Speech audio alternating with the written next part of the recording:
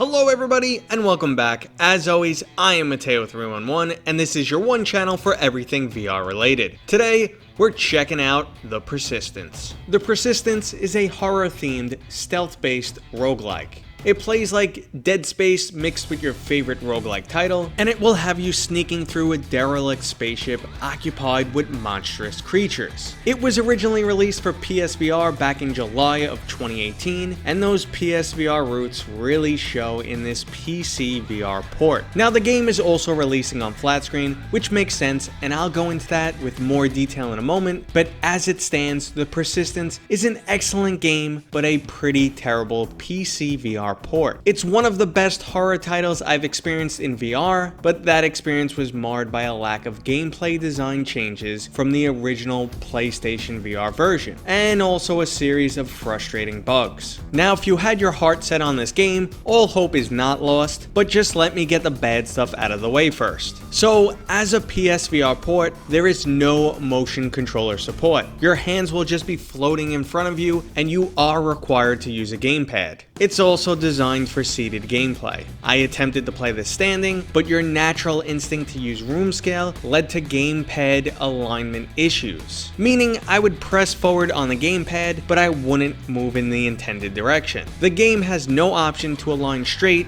with the direction you are actually facing, and rotating your body throws off this alignment. I found the game to be completely unplayable until I restarted it from a seated position. Now I also had a series of annoying but not game-breaking bugs. Now you can launch this as a flat screen only title, but anytime I attempted that, Steam VR would launch anyway, which is okay, but then I would need to pop out of the game and reset my primary audio device, which led to the game window either resizing it or occasionally popping up on the wrong monitor. In flat screen, I also couldn't invert my X or Y axis, which makes it completely unplayable for me, and I did also encounter some occasional launch crashes. I used the gamepad from Steam VR to launch the game, but once in game, it was not detected, and I was only able to resolve this by turning on my Valve Index controllers and then restarting the game. And just another annoyance, capturing footage for this game was also a complete pain. The window would constantly resize itself, throwing off my OBS capture, and Shadowplay just refused to record this game. I've never actually seen that happen before. Okay guys, so we got the bad stuff out of the way. And already some of you might be ready to toss this game aside. It's 2020 and a PCVR game that doesn't support motion controllers, requires a gamepad, and expects you to sit down doesn't really scream high quality VR title. And that's why I mentioned earlier that this game is also coming to flat screen.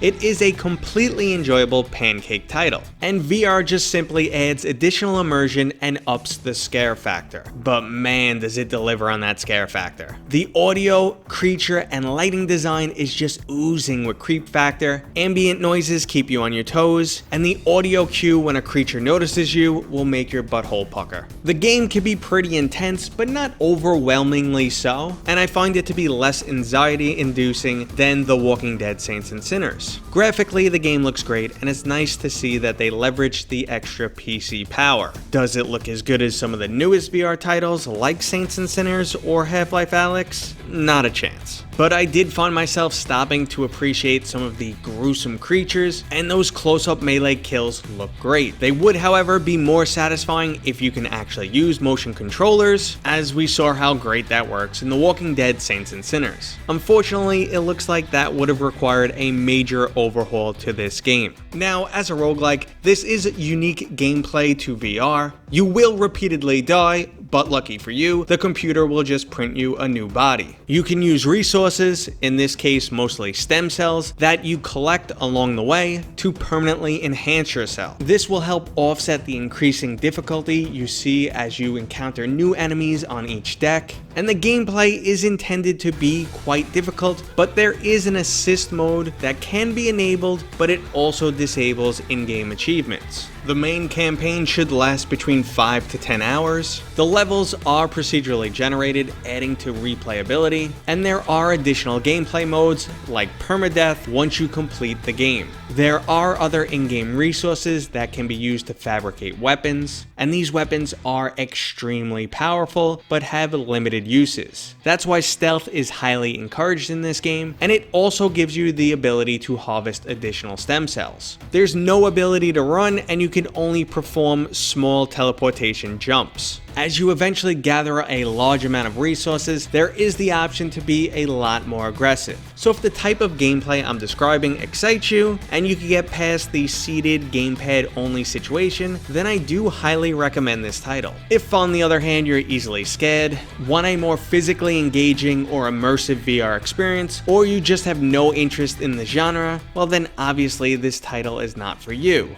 Okay guys, I hope you enjoyed this review. If you had any additional questions about the title, just drop them in the comments. And if you're new here, please consider subscribing. Okay guys, I'll see you on next time.